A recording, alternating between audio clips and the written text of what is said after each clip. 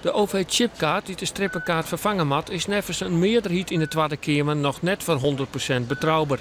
Ze moeten reizigers een dubbel opstarttarief betalen als ze met 12 verschillende vervierders reizigen.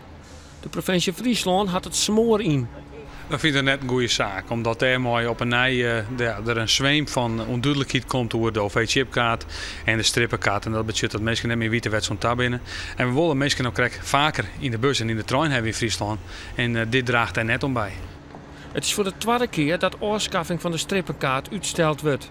Vervoersbedrijven zitten net op uitstel te wachten. Alle bussen binnen al lang onpast en klaar voor de OV-chipkaart.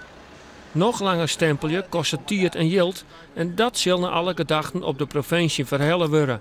Als er bij u een claimdeel is die wij roezen dat kent tussen 1 miljoen en 2 miljoen wezen, dan hebben wij een probleem.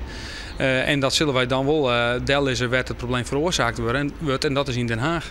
Friesland had 2 keer een promotieactie gevierd voor de OV-chipkaart. Dik 20.000 mensen hebben door een vervoerspaske aanvregen. Maar de strippenkaart is nog heel populair bij gewoon reizigers, omdat die vaak goedkoper is. Als ik naar Siebrande-Bjorn ga, is het veel voordeliger. Het scheelt me dan zo'n beetje 8 strippen. Ik ging elke maandje ging ik naar mijn dochtertuin naar de Beeldziel. Nou, ik weet dat dat iets van €50 zit scheelde. Dus ze laken broek en broekeke.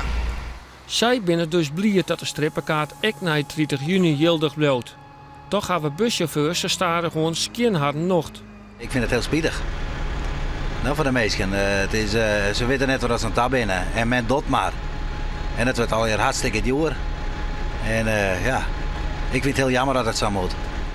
Op 28 juni neemt de Tweede Kamer een definitief besluit over de OV-chipkaart.